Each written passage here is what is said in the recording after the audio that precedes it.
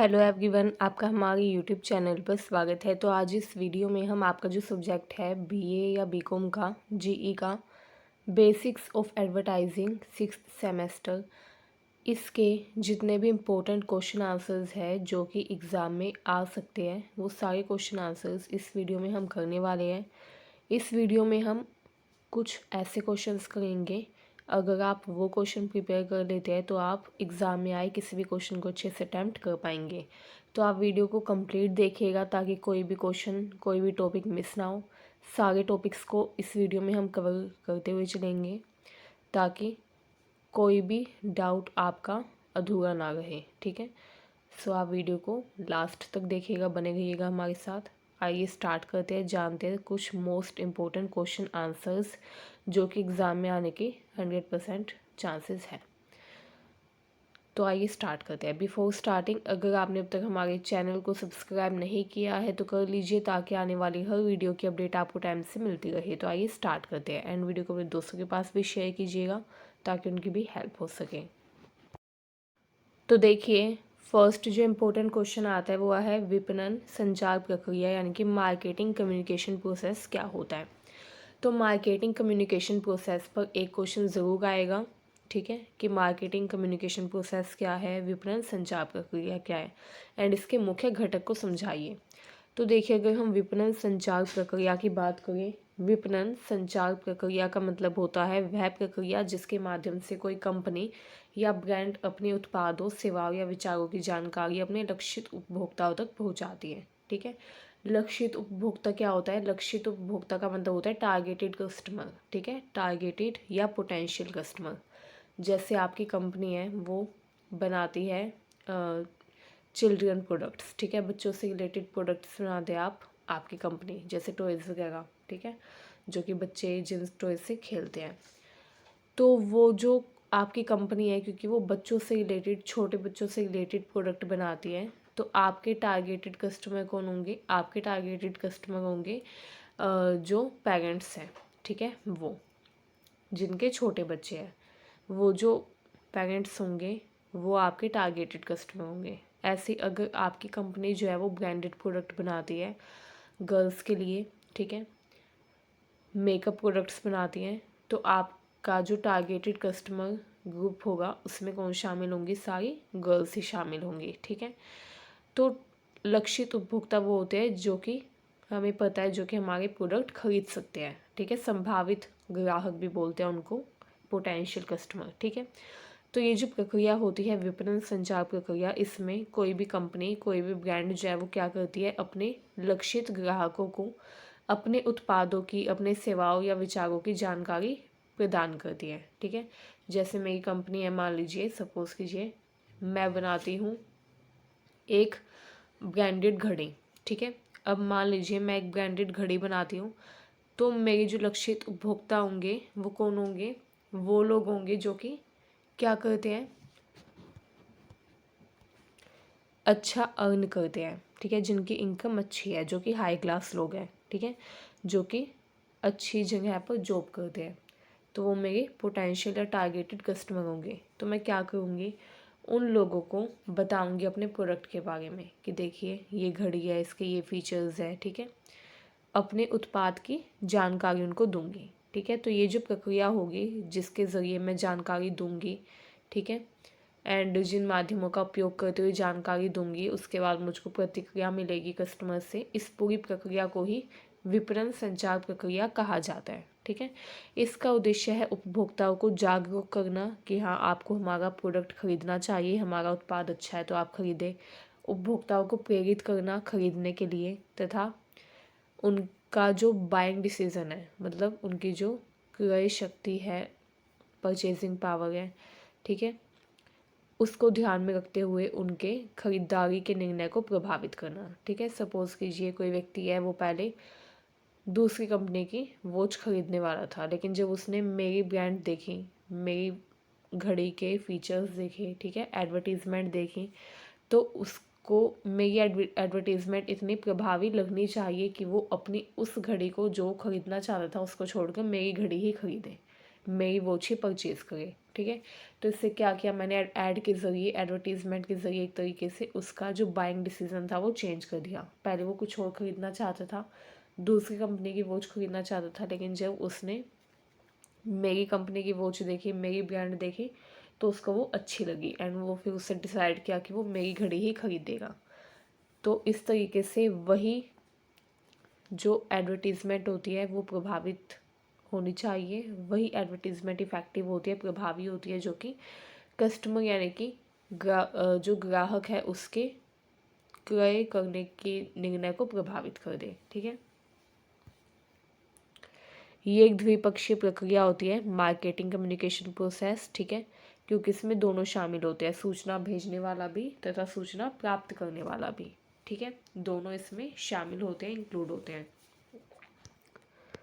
आइए मुख्य घटक देख लेते हैं हम विपणन संचार प्रक्रिया के। पहला आता है प्रेषक, सेंडर। सेंडर वो व्यक्ति या संस्था होती है या कंपनी होती है जो कि संदेश भेजती है। ठीक है, कि ये हमारा प्रोडक्ट है। ठीक है, ये हमारे प्रोडक्ट के फीचर्स हैं, उत्पाद के गुण हैं। ठीक है, तो जो संदेश भेजता है वो होता है प्रेषक।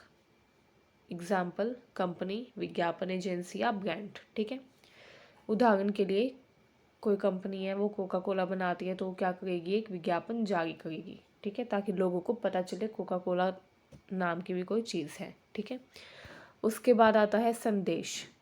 जो प्रेषक होता है वो क्या करता है, अपने आइडिया को, उसको लोगों को क्या बताना है अपने उत्पाद के बारे में, उसको लोगों तक क्या बातें पहुंचानी है अपने उत्पाद के बारे में, वो सब वो पहले दिमाग में सोचता है। ठीक है, सोचने के बाद उस संदेश को क्या करता है, पहुंचाने के बारे में निर्णय लेता है। ठीक है, सपोज़ कीजिए कोई कंपनी है जो कोका कोला बनाती है, अब वो उसको पता है कि उसको लोगों को बताना है कोका कोला के बारे में, तो वो बताते हुए क्या मैसेज लोगों को देगा। ठीक है, क्या लोगों को बोलेगा कि लोग कोका कोला ख़रीदें। ठीक है, कोका कोला की सेल बढ़े। तो वो जो मैसेज होगा, वो जो संदेश होगा, वो क्या होता है, वो सूचना होती है जो कि प्रेषक उपभोक्ता तक पहुंचाना चाहता है। उदाहरण के लिए ठंडा मतलब कोका कोला, तो इसमें जो कंपनी है या ब्रांड है वो क्या बताना चाहती है, ये बताना चाहती है कि अगर आपको कुछ भी ठंडा पीना हो तो आप कोका कोला ही पिए। ठीक है, जैसे बोलते हैं ना, आप क्या लेंगे, चाय ठंडा, तो ठंडे का मतलब कोका कोला ही है। इससे लोगों के सबकॉन्शियस माइंड में ये चीज़ जाएगी। ठीक है, एंड जब भी कोई उनके घर पे गेस्ट आएगा तो वो चाय के साथ ठंडा रखते हैं, तो ठंडे में वो कोका कोला ही रखेंगे, क्योंकि यहाँ पे इन्होंने बता दिया है कि ठंडे का मतलब है कोका कोला। ठीक है, तो इस तरीके से ऐसा संदेश बनाकर पहुँचाया जाए लोगों तक कि हमारी सेल्स बढ़े, बिक्री बढ़े। ठीक है, तो वो जो सूचना होती है जो कि पहुँचाई जाती है उपभोक्ता तक, उसी को संदेश कहा जाता है। ठीक है, नेक्स्ट आता है कूटन। ठीक है, इसमें क्या होता है, अब मान लीजिए मैंने मन मन में विचार कर लिया कि मुझको ये सूचना लोगों तक पहुंचानी है, तभी मेरी सेल बढ़ेगी। अब वो जो मैंने मन में विचार किया है, उस संदेश को कैसे मैं उपभोक्ताओं तक पहुंचाऊं, किन शब्दों का उपयोग करूं, किन चित्रों का, ध्वनि का या प्रतीकों का उपयोग करूं मैं, कि उपभोक्ता जो है वो प्रभावित हो उस विज्ञापन को देख के, तो उसी को कूटन कहा जाता है। जब हम अपने संदेश को शब्दों, चित्रों, ध्वनि या प्रतीकों के माध्यम से रूपांतरित करते हैं। ठीक है, मतलब हमारे मन में जो विचार आया, जब हम उनको शब्दों के रूप में लिखते हैं, ठीक है, प्रतीक चिन्हों के रूप में, चित्रों के रूप में पेश करते हैं, तो उसको कूटन कहा जाता है, इनकोडिंग। ठीक है, जैसे एक टीवी विज्ञापन जिसमें कोल्ड ड्रिंक पीने वाले लोग दिखाए गए हों। ठीक है, तो इसमें कूटन की प्रक्रिया में हम अपने संदेश को लोगों तक पहुंचाने के लिए किसी भी रूप में बदल सकते हैं, शब्दों के रूप में, चित्रों के रूप में, या ध्वनि या प्रतीकों के रूप में भी। ठीक है, नेक्स्ट आता है माध्यम। माध्यम एक साधन होता है जिसके ज़रिए हम अपना संदेश उपभोक्ताओं तक पहुंचाते हैं, चाहे वो टीवी हो, रेडियो हो, सोशल मीडिया हो या प्रिंट माध्यम हो। ठीक है, उदाहरण के लिए टीवी चैनल पर हम एडवर्टीज़मेंट देखते हैं, फेसबुक पे विज्ञापन देखते हैं। ठीक है, तो ये फेसबुक विज्ञापन तो सोशल मीडिया का एक अंग हो गया। ठीक है, रेडियो में भी हम विज्ञापन सुनते हैं अलग अलग चीज़ों से रिलेटेड, तो हर जगह हमको विज्ञापन देखने को मिलते हैं। ठीक है, नेक्स्ट आता है डिकोडिंग। उपभोक्ता जो है वो क्या करता है, जो भी संदेश उसको भेजा गया है कंपनी के द्वारा, ब्रांड के द्वारा, उस संदेश की अपनी समझ के अकॉर्डिंग व्याख्या करता है। ठीक है, मन में सोचता है कि अच्छा ये बताया गया है, उस चीज़ की वो क्या करता है, एक समझ विकसित करता है अपने अनुभव, ज्ञान व सोच के अनुसार। ठीक है, एंड फिर डिसाइड करता है कि उसको वो उत्पाद खरीदना है या नहीं। नेक्स्ट आता है प्राप्तकर्ता। प्राप्तकर्ता वो लक्षित उपभोक्ता है, वो टारगेटेड कस्टमर है जो कि संदेश प्राप्त करता है। ठीक है, एंड उस पर फिर वो अपनी प्रतिक्रिया देता है। प्रतिक्रिया कैसे देता है, या तो वो कॉल टू एक्शन, यानी कि जो विज्ञापन दिया जा रहा है उसमें जो भी कॉन्टैक्ट दिया जा रहा है कि यहाँ कॉन्टैक्ट करिए, वहाँ पर पूछेगा उससे रिलेटेड। ठीक है, ये प्रोडक्ट कितने का है, कैसे, कहाँ से मिलेगा। ठीक है, जैसे आप टीवी में देखते हैं नापतोल की सेल्स। ठीक है, वहाँ पे टीवी में प्रोडक्ट दिखाया जाता है, उसके फीचर बताए जाते हैं, एंड नापतोल की साइट होती है, एंड वहाँ पे नंबर लिखा होता है, किस कॉन्टैक्ट पे फ़ोन करके अपना ऑर्डर कंफर्म करें। ठीक है, तो वो जो कॉन्टैक्ट होता है वो ही है कॉल टू एक्शन, कि अगर आपको एक्शन लेना है तो आप इस नंबर पर कॉल करें, या फिर ज़्यादा जानकारी के लिए इस नंबर पर कॉल करें। ठीक है, तो इसी तरीके से क्या होता है, प्राप्तकर्ता क्या करता है, उस संदेश को समझता है, उसकी व्याख्या करता है, जिसको डिकोडिंग कहते हैं, एंड व्याख्या करने के बाद वो क्या करता है, डिसाइड करता है कि उसको क्या प्रतिक्रिया देनी है, उसको कुछ पूछना है, कुछ इंक्वायरी करनी है, या उसको ख़रीदना है वो प्रोडक्ट। ठीक है, तो वो जो भी प्रतिक्रिया देगा वो सब कुछ भी इसमें काफ़ी मायने रखती हैं। एंड ये पूरा प्रोसीजर प्रतिक्रिया देने का कैसे काम करता है, प्राप्तकर्ता के ज़रिए काम करता है। ठीक है, प्राप्तकर्ता ही प्रतिक्रिया देता है। तो प्राप्तकर्ता कौन, जिसको संदेश मिले। ठीक है, नेक्स्ट है प्रतिक्रिया। प्रतिक्रिया यानी फीडबैक। इसमें क्या होता है, उपभोक्ता जो है उसका व्यवहार या प्रतिक्रिया हमको बताती है कि वो क्या करना चाहते हैं। अगर उपभोक्ता वो उत्पाद खरीदना चाहे तो इसका मतलब ये है कि हमने जो उत्पाद के बारे में उस उपभोक्ता को बताया था वो संदेश उसको प्रभावशाली लगा। ठीक है, कि हमने जो संदेश दिया था उपभोक्ता को अपने उत्पाद के बारे में, वो संदेश उसको प्रभावशाली लगा, तभी तो उसने कहा कि वो खरीदना चाहता है। ठीक है, तो अच्छा जो संदेश होता है वही होता है जो कि उपभोक्ता या कंज्यूमर के बाइंग डिसीजन को अफेक्ट करे। ठीक है, उपभोक्ता का व्यवहार या प्रतिक्रिया जो है यही बताती है कि संदेश कितना प्रभावशाली था। उदाहरण के लिए उत्पाद खरीदना, वेबसाइट पर जाना, ब्रांड के पेज को लाइक करना। ठीक है, ये सब कुछ प्रतिक्रिया में शामिल होता है। आइए अब हम देखते हैं बाधाएं। संचार प्रक्रिया में कई बार रुकावटें आती है जिनको बाधा यानी कि नॉइज़ कहा जाता है, जैसे गलत संदेश, तकनीकी गड़बड़ी। ठीक है, कई बार टेक्निकल इशू आ जाता है, तकनीकी गड़बड़ी हो जाती है, जैसे टीवी में। ठीक है, नापतोल की ऐड चली हुई थी जिसमें किसी प्रोडक्ट के बारे में दिखाया जा रहा था, मान लीजिए स्मार्टफोन के बारे में बताया जा रहा था, एंड फिर तभी क्या हुआ, वो जो चैनल है वो गायब हो गया अपने आप, क्योंकि तकनीकी गड़बड़ी हो गई, टेक्निकल प्रॉब्लम हो गई। ठीक है, गलत संदेश, कई बार जो उपभोक्ता है वो अच्छे से समझ नहीं पाता कि क्या बताया गया है एग्जैक्टली। ठीक है, या गलत संदेश दे दिया जाए उसको।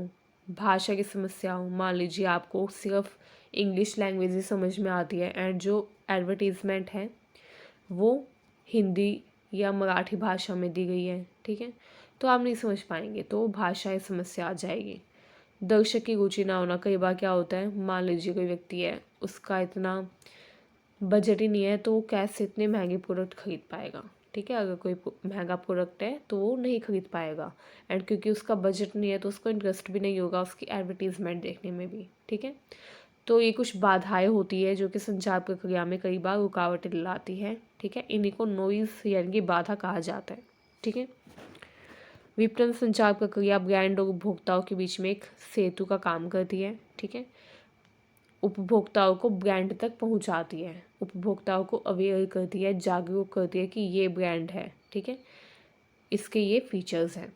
इसके माध्यम से कंपनियां उपभोक्ताओं को अपने उत्पादों के प्रति जागरूक व आकर्षित करती है। तो प्रत्येक घटक इसमें महत्वपूर्ण भूमिका निभाता है। ठीक है, नेक्स्ट क्वेश्चन देखिए। नेक्स्ट क्वेश्चन आता है विज्ञापन क्या है। ठीक है, व्हाट इज़ एडवर्टाइजिंग। विज्ञापन एक ऐसी मार्केटिंग तकनीक है, ये एक मार्केटिंग की ही टेक्निक है जिसके माध्यम से क्या करता है, जो उपभोक्ता होता है वो विज्ञापन को देखता है, ठीक है, एंड जो उत्पादक है वो विज्ञापन देने का काम करता है, ठीक है, एंड विज्ञापन को देखता कौन है, उस पर प्रतिक्रिया कौन देता है, उपभोक्ता, ठीक है। तो एक मार्केटिंग टेक्निक होती है जिसके माध्यम से किसी उत्पाद, सेवा, विचार या ब्रांड की जानकारी बड़े पैमाने पर लोगों तक पहुंचाई जाती है, ठीक है। इसका मुख्य उद्देश्य है उपभोक्ताओं को प्रभावित करना तथा उन्हें क्रय के लिए प्रेरित करना। क्रय यानी कि खरीदना, खरीदारी, अपने ब्रांड के बारे में, अपने उत्पाद के बारे में या किसी सेवा के बारे में जानकारी देना लोगों को बड़े पैमाने पर, वो भी, एंड उपभोक्ताओं को प्रभावित करना कि वो हमारा प्रोडक्ट, हमारी सेवा ले, हमारा प्रोडक्ट खरीदे, ठीक है। तो यही विज्ञापन कहलाता है, ठीक है। विज्ञापन एक गैर व्यक्तिगत संचार प्रक्रिया है। गैर व्यक्तिगत मतलब कि इसमें कोई भी पर्सनल इंफॉर्मेशन डिलीवर नहीं की जाती, ठीक है। मान लीजिए मैं स्मार्टफोन बनाती हूँ, मेरी कंपनी, तो मैं अपना जो विज्ञापन बनाऊंगी उसमें मैं खुद की कोई इन्फॉर्मेशन नहीं दूंगी कि मेरा घर कहाँ है, मैं कहाँ रहती हूँ, ठीक है। ऐसे ही हालांकि मैं उसमें कॉन्टैक्ट नंबर दूंगी, लेकिन वो कॉन्टैक्ट नंबर भी ऑफिशियल होगा, ठीक है।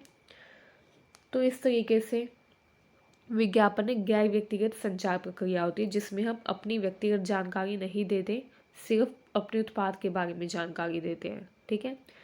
इसमें किसी निश्चित प्रायोजक द्वारा भुगतान करके एक विचार, उत्पाद या सेवा को बढ़ावा दिया जाता है। कई बार एडवर्टीजमेंट के लिए एजेंसीज होती हैं, ठीक है, विज्ञापन देने के लिए कुछ एजेंसी होती है जिनकी मदद ली जाती है, जो कि हमारे विज्ञापन को और भी अच्छे से पेश करते हैं उपभोक्ताओं के सामने, ठीक है। आइए देखते हैं विज्ञापन के उद्देश्य क्या है। तो विज्ञापन जो है इसके कई उद्देश्य होते हैं, ठीक है, जैसे उत्पाद की जानकारी देना, अपने नए उत्पाद या सेवा के बारे में लोगों को सूचित करना, सूचना देना, अपनी ब्रांड को लोकप्रिय बनाना, ठीक है, अपनी ब्रांड की एक पहचान विकसित करना कि लोगों को पता चले कि हाँ भाई ऐसी भी कोई ब्रांड है, ठीक है, उपभोक्ताओं के मन में जगह बनाना, अपनी बिक्री बढ़ाना, सेल्स इंक्रीज करना, अपने ब्रांड की मूल्य छवि बनाना, ठीक है, अपने ब्रांड की क्या बनाना है, एक छवि बनाना, सकारात्मक छवि बनाना, ठीक है, कि लोग हमारा ब्रांड ही खरीदना चाहे, ठीक है।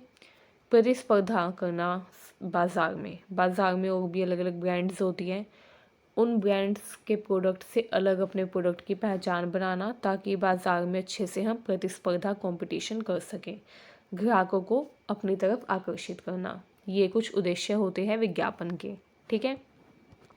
एंड नेक्स्ट आता है ग्राहकों को प्रेरित करना, कि ग्राहक जो है वो हमारा उत्पाद खरीदे, ठीक है। विज्ञापन का महत्व देखिए, विज्ञापन जो है इसका बहुत महत्व होता है क्योंकि इसके ज़रिए ही हम उपभोक्ताओं को अपने उत्पाद की जानकारी देते हैं, ठीक है। तो विज्ञापन उपभोक्ताओं के लिए भी लाभकारी है, ऐसा नहीं है सिर्फ उत्पादक को ही लाभ होता है विज्ञापन से, उपभोक्ता भी लाभ कमाते हैं। उपभोक्ता जो है उनको पता चलता है नए नए उत्पादों के बारे में, उपभोक्ताओं के सामने अलग अलग विकल्प आते हैं, ठीक है, अलग अलग विकल्पों की वो तुलना कर पाते हैं, ठीक है, तुलना करने में भी उन्हें सहायता होती है, ठीक है। तो पहला लाभ तो उपभोक्ताओं के लिए ही है कि वो तुलना कर पाते हैं अपने उत्पादों की आपस में, ठीक है, नए नए अलग अलग उत्पादों की तुलना कर पाते हैं एंड उनको नए नए उत्पादों की जानकारी मिलती है।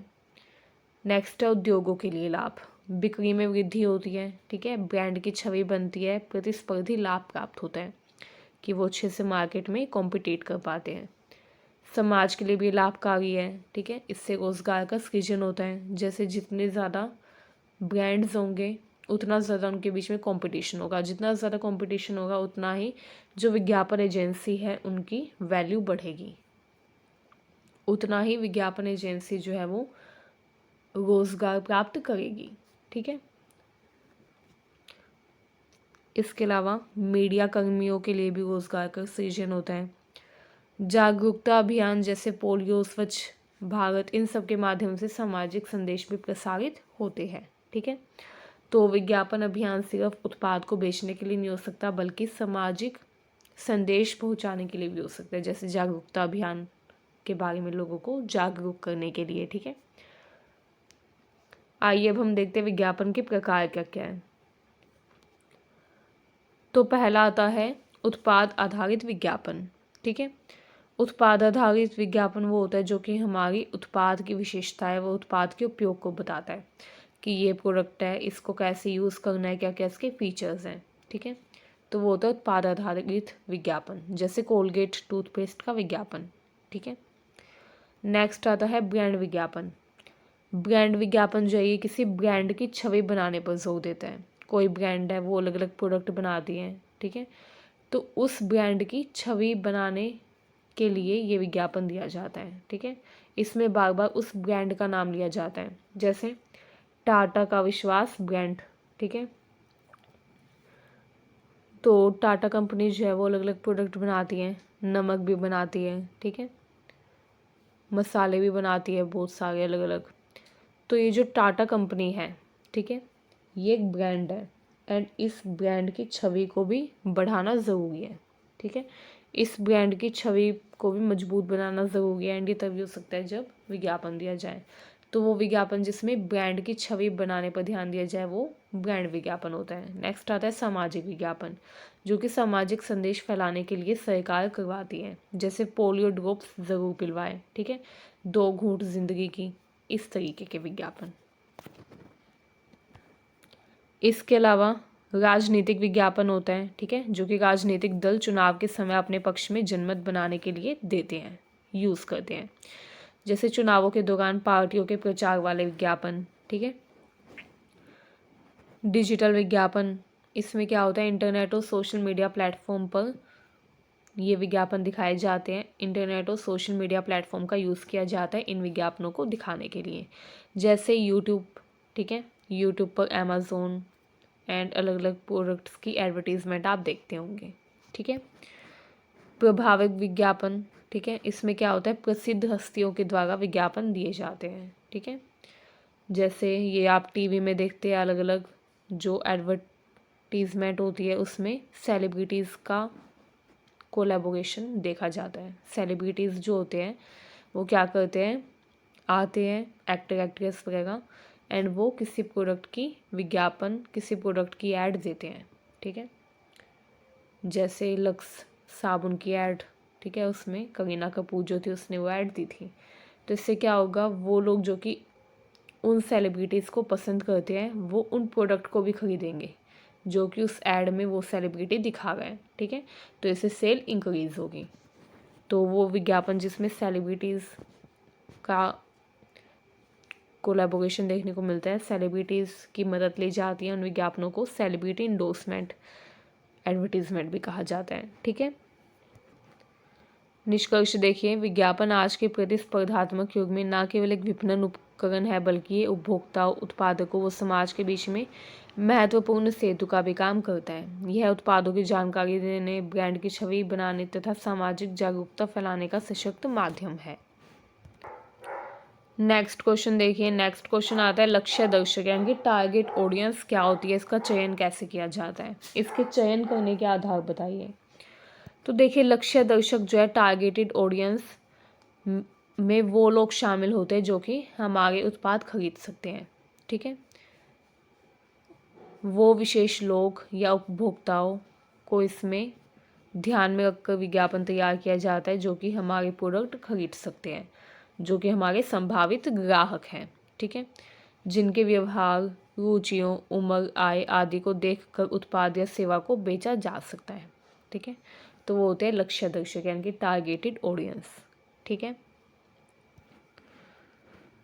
लक्ष्य दर्शक का ये देखते चयन कैसे किया जाता है। लक्ष्य दर्शक का चयन एक विश्लेषणात्मक प्रक्रिया है जिसमें बाजार को अलग अलग भागों में विभाजित किया जाता है एंड फिर उसका जो उसकी पहचान है वो की जाती है। ठीक है,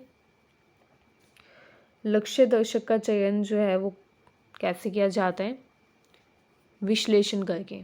ठीक है, जो कंपनीज़ है, जो ब्रांड्स है, वो क्या करती है, विश्लेषण करती है, एनालाइज करती है कि बाज़ार में किस किस तरीके के लोग रहते हैं।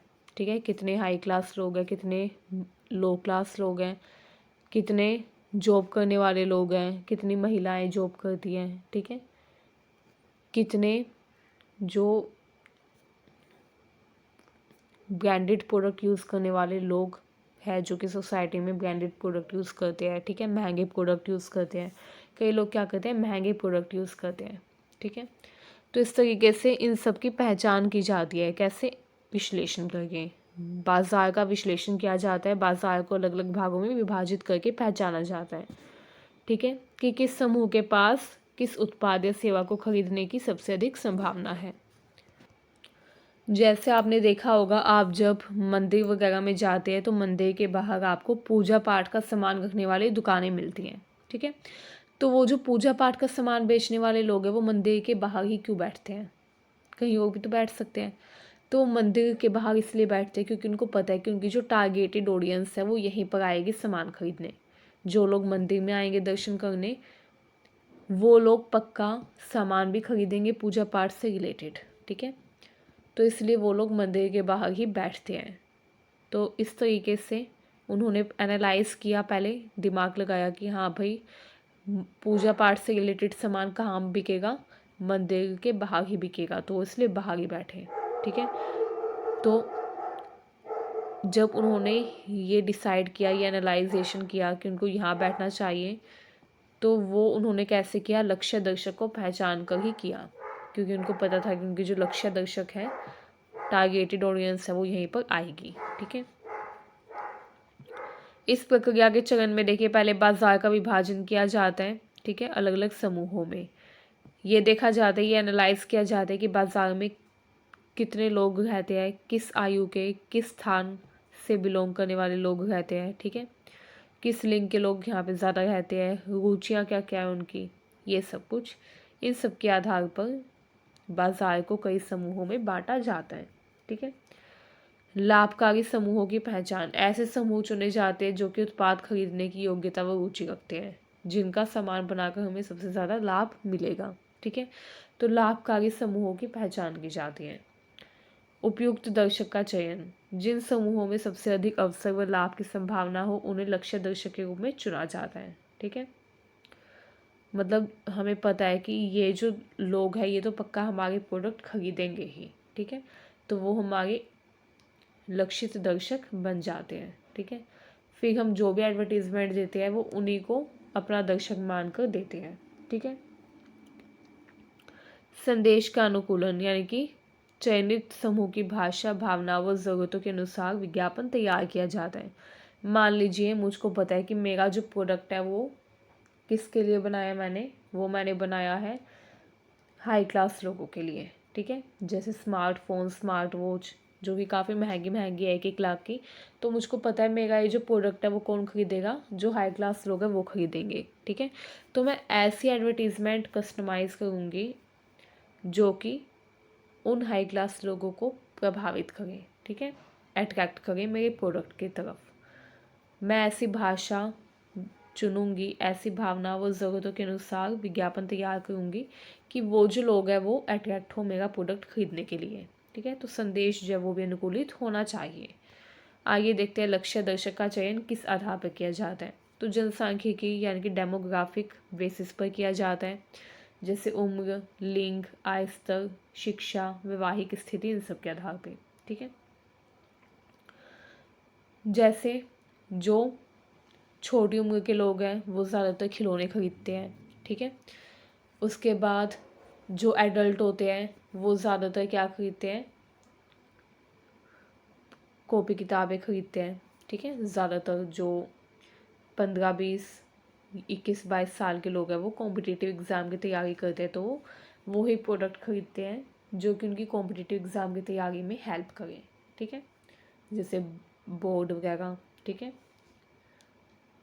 इसके अलावा जो शादीशुदा लोग हैं वो अलग प्रोडक्ट खरीदेंगे, ठीक है। जो लोग बूढ़े हो गए हैं वो अलग प्रोडक्ट खरीदेंगे, ठीक है। जो लोग जिनको कुछ डिसेबिलिटी है, ठीक है, वो क्या खरीदेंगे, वो उससे रिलेटेड प्रोडक्ट खरीदेंगे, जैसे व्हील चेयर वगैरह, ठीक है। इसके अलावा अलग अलग लिंग के लोग भी अलग अलग प्रोडक्ट खरीद सकते हैं। बच्चे खिलौने खरीदते हैं, ठीक है। महिलाएं जो है वो अपने अलग प्रोडक्ट खरीदेगी, ठीक है। महिलाओं के कपड़े अलग होते हैं, पुरुषों के कपड़े अलग होते हैं। तो इस तरीके से लिंग के आधार पर भी मार्केट जो है वो डिवाइड हो जाती है, जैसे आप किसी दुकान पे जाते हैं, आप पूछते हैं कि यहाँ पे महिलाओं के कपड़े मिलेंगे, फिर वो बोलता है कि नहीं, यहाँ पर सिर्फ पुरुषों के कपड़े हैं, ठीक है। तो आप दूसरी दुकान पे जाएंगे जहाँ पे महिलाओं के कपड़े मिले। तो इस तरीके से क्या होता है, लिंग के आधार पर भी मार्केट जो है, बाजार जो है वो डिवाइड हो जाता है, ठीक है। आय स्तर के आधार पे कि आप हाई क्लास है, लोअर क्लास है, मिडिल क्लास है, ठीक है। मान लीजिए आपको घड़ी लेनी है, आप दुकान पे गए तो आपसे पूछेगा अपना बजट बताओ, ठीक है। घड़ी जो है वो 3,000 से शुरू है एंड वो 1 लाख तक की है, ठीक है। तो आप अपने बजट के अकॉर्डिंग लेंगे, कॉमन सी बात है। तो आय स्तर के आधार पे भी मार्केट डिवाइड होती है, ठीक है। शिक्षा, आप शिक्षित हैं तो आप अच्छे प्रोडक्ट लेना चाहेंगे, ठीक है, जो कि ब्रांडेड हो। आप अगर अशिक्षित है तो आप लोकल प्रोडक्ट भी खरीद लेंगे, ठीक है। वैवाहिक स्थिति, अब विवाह से पहले क्या पता आप कुछ और यूज़ करते हो, विवाह के बाद आप कुछ और यूज़ करना शुरू करिए, ठीक है। विवाह से पहले आप लोकल प्रोडक्ट लेते थे तो क्या पता विवाह के बाद आप ब्रांडेड प्रोडक्ट लेने लग जाए, ठीक है। तो इस तरीके से क्या होता है, कुछ फैक्टर्स होते हैं जो कि अफेक्ट करते हैं, ठीक है, मार्केट को। एंड इन्हीं फैक्टर्स के आधार पे क्या किया जाता है, मार्केट को डिवाइड किया जाता है, ठीक है। नेक्स्ट होता है भौगोलिक आधार, कि आप रहते कहाँ पे हैं, शहरों में रहते हैं, गांव में रहते हैं, ठीक है, या पहाड़ों पे रहते हैं, कौन से क्षेत्र में रहते हैं आप, उत्तर भारत, दक्षिण भारत, जलवायु कैसी है वहाँ की, ये सब कुछ, ठीक है। जैसे वूलन कपड़ों का विज्ञापन पहाड़ी क्षेत्रों में दिखाया जाता है ज़्यादातर, ठीक है, क्योंकि पहाड़ी क्षेत्रों में ठंड होती है। इसके अलावा वो क्षेत्र जहाँ पे कभी ठंडी नहीं होती, जैसे मुंबई, महाराष्ट्र, केरला, वहाँ पे कभी ठंड नहीं होती क्योंकि वो समुद्र के पास है, ठीक है। तो वहाँ पे आपको कहीं पे भी वूलन कपड़ों की एडवर्टीज़मेंट नहीं मिलेगी, ठीक है। उत्तर भारत में हमें मिल जाती है एडवर्टीज़मेंट वूलन क्लोथ्स की, क्योंकि वहाँ पे ठंड बहुत पड़ती है, ठीक है। लेकिन दक्षिण भारत में आपको कहीं पे भी वूलन क्लोथ की एडवर्टीज़मेंट नहीं मिलेगी। वहाँ पे आपको एक भी दुकान ऐसी नहीं मिलेगी जहाँ पे सर्दियों के कपड़े मिलते हो, क्योंकि वहाँ पे ठंड होती नहीं है, ठीक है। तो कौन पहनेगा वूलन कपड़े, एंड अगर कोई नहीं पहनेगा तो उसकी डिमांड भी बहुत कम होगी, ठीक है। तो इस तरीके से भौगोलिक आधार पर भी क्या होता है, विज्ञापन आधारित होता है। भौगोलिक आधार पे भी क्या होता है, बाजार का विभाजन होता है, ठीक है। एक होता है मनोवैज्ञानिक आधार, साइकोग्राफिक बेसिस, ठीक है। व्यक्ति की जीवन शैली, उसका लाइफस्टाइल, उसकी मूल्य, सोच, वैल्यूज़, रुचियाँ, इंटरेस्ट, ये सब भी क्या करते हैं, मार्केट को डिवाइड करते हैं, ठीक है। जैसे जिम सप्लीमेंट्स का विज्ञापन वही लोग देखेंगे एंड वही लोग अट्रैक्ट होंगे उसकी तरफ जो कि जिम करते हैं, जो कि फिटनेस में रुचि रखते हैं, ठीक है। नेक्स्ट आता है व्यावहारिक आधार, यानी कि बिहेवियरल बेसिस, खरीदने की आदत, ब्रांड के प्रति वफादारी, उपयोग की आवृत्ति, कि आप एक प्रोडक्ट खरीद गए तो उसको बार बार यूज़ करेंगे या नहीं, ठीक है। ये भी कुछ फैक्टर्स होते हैं। तो ये बिहेवियरल पैटर्न थे, ठीक है, व्यवहारिक आधार थे। जैसे उदाहरण के लिए मोबाइल डेटा प्लान का विज्ञापन ज़्यादातर इंटरनेट उपयोग करने वाले लोगों के लिए ही बनाया जाता है, ठीक है। आइए निष्कर्ष देखते हैं। लक्ष्य दर्शक का चयन विज्ञापन की सफलता का आधार है। अगर हम अच्छे लक्ष्य दर्शक को चुनेंगे तो हमारा विज्ञापन भी सफल होगा एंड हमारी सेल्स भी बढ़ेगी, ठीक है। सही दर्शक तक सही संदेश पहुंचाने से ही बिक्री में वृद्धि तथा ब्रांड की पहचान बनती है। इसके लिए उपभोक्ताओं की गहराई से समझ होनी ज़रूरी है कि हमारे उपभोक्ता जो है उनका बिहेवियरल पैटर्न क्या है, हमारे उपभोक्ता जो है वो कहाँ रहते हैं, ठीक है, एंड उनकी थिंकिंग कैसी है, वैल्यूज़ क्या है उनकी, ठीक है, ये सब। आइए नेक्स्ट क्वेश्चन आता है डाग मार्क पद्धति क्या है। नेक्स्ट क्वेश्चन देखिए, नेक्स्ट क्वेश्चन आता है डाग मार्क पद्धति क्या है। डाग मार्क अप्रोच के ऊपर भी एक क्वेश्चन ज़रूर आएगा। विज्ञापन लक्ष्य निर्धारण में इसका क्या महत्व है, इसकी प्रमुख विशेषताओं पर चर्चा कीजिए। तो डाग मार्क की फुल फॉर्म देख लीजिए पहले। तो डाग मार्क जो है इसका पूर्ण रूप है defining advertising goals for measured advertising result. मतलब हम ऐसे विज्ञापन के गोल सेट करें, ठीक है, जिससे हमको उसका परिणाम प्राप्त हो, ठीक है। मतलब कि मान लीजिए मैं घड़ी बनाती हूँ, ठीक है, घड़ी बनाने की कंपनी है मेरी, तो मैं अपनी घड़ी को ज़्यादा से ज़्यादा लोगों को बेचने के लिए, अपनी सेल्स बढ़ाने के लिए क्या करूँगी, ऐसा विज्ञापन बनाऊँगी कि लोग प्रतिक्रिया दें, मेरा प्रोडक्ट खरीदें, ताकि मैं मेज़र कर पाऊँ अपने रिजल्ट्स को। ठीक है, कि मैंने एडवर्टीज़मेंट दी तो उसका क्या परिणाम मुझे प्राप्त हुआ। मतलब पहले हम गोल सेट करें, पहले हम लक्ष्य बनाएं, एंड फिर उस लक्ष्य का निर्धारण करने के बाद हम विज्ञापन दें, एंड उसके बाद हम रिज़ल्ट को मेज़र करें।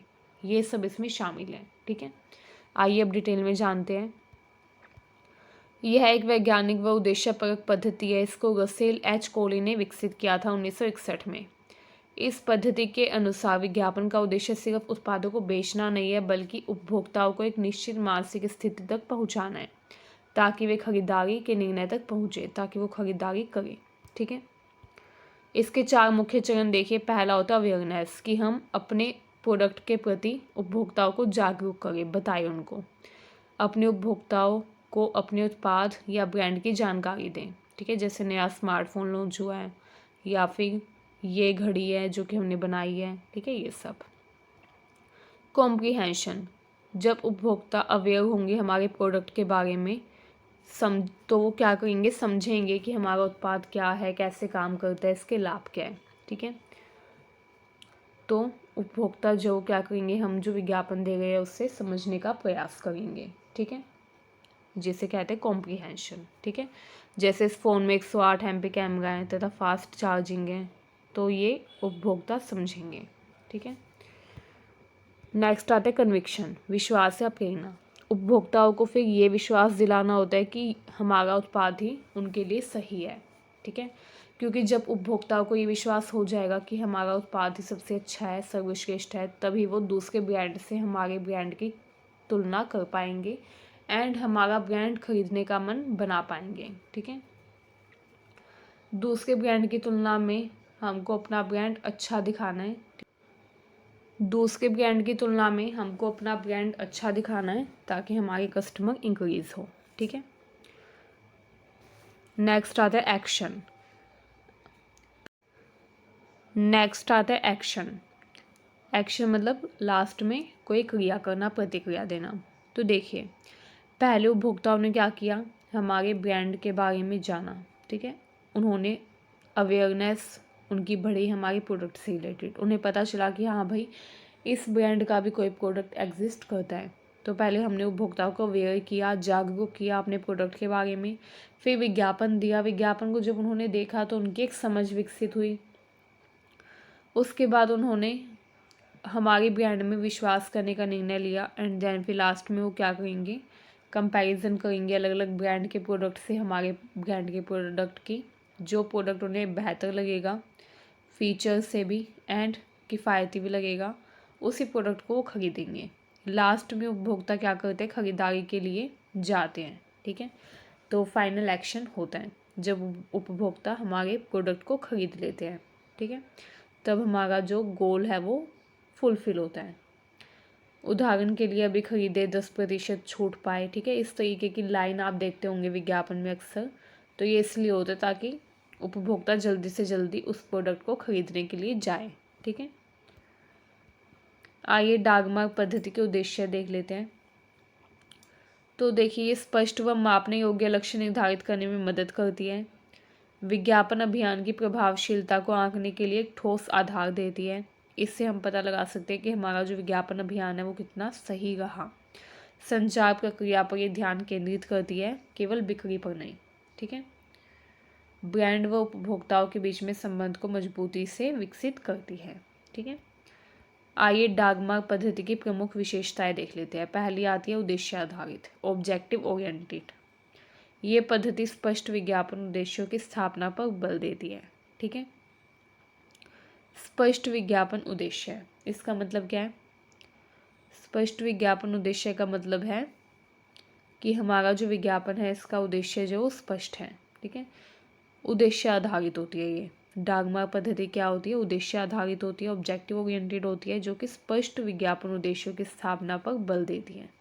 ठीक है, कि अगर हम विज्ञापन दे गए हैं तो इसका क्या उद्देश्य होना चाहिए, हमें स्पष्ट रूप से पता होना चाहिए, एंड डागमार्क पद्धति हमें बताती है। मापन की सुविधा, ठीक है। विज्ञापन के परिणामों को आंकने की सुविधा देती है कि कितने लोगों ने हमें पहचाना, हमारी ब्रांड को पहचाना तथा खरीदने का निर्णय लिया। ये सब हम माप पाते हैं, मेजर कर पाते हैं डागमार अप्रोच में। ठीक है। संचार पर केंद्रित, कम्युनिकेशन फोकस होती है ये, इसमें कम्युनिकेशन पर फोकस किया जाता है। इसका लक्ष्य उपभोक्ता के मन में धीरे धीरे विचार उत्पन्न करना है, ना कि सीधे उत्पाद बेचना। क्योंकि जब धीरे धीरे उपभोक्ता के मन में विचार उत्पन्न होंगे उस प्रोडक्ट को खरीदने के लिए, तो वो सीधे खरीद ही लेंगे। डायरेक्टली कोई भी परचेज नहीं करता प्रोडक्ट, पहले उसके मन में विचार आता है कि उसे खरीदना चाहिए।